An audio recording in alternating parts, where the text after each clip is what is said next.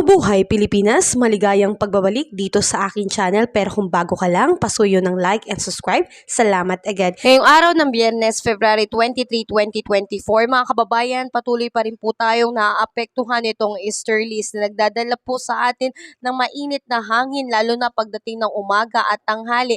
Pero tayo po ay posibleng makaranas ng pag-ulan na magdudulot po ng flash flood and landslide dahil nga po sa epekto ng easterlies or localized thunderstorm. So antabayanan po natin yan. Yan po ay posibleng mangyari lalo na po sa eastern section po ng ating bansa.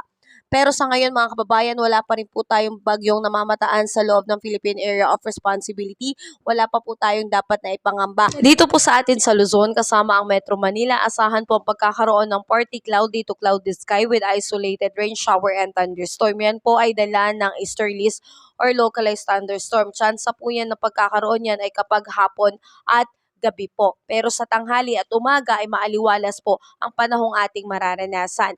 Dahil nga po sa pagkakaroon po ng thunderstorm, posible pong magkaroon ng flash flood and landslide lalo na po kung tuloy-tuloy po ang pagkakaroon ng ulan.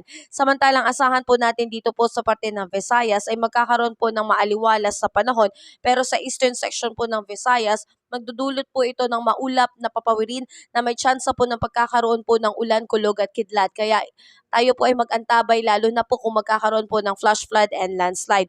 Samantalang dito po sa Mindanao, ilang bahagi po ng Mindanao ay maaliwalas po ang panahon. Pero sa northern Mindanao kasama ang Caraga at Davao region ay patuloy pong makakaranas ng maulap na papawirin na mayroong scattered rain, shower and thunderstorm.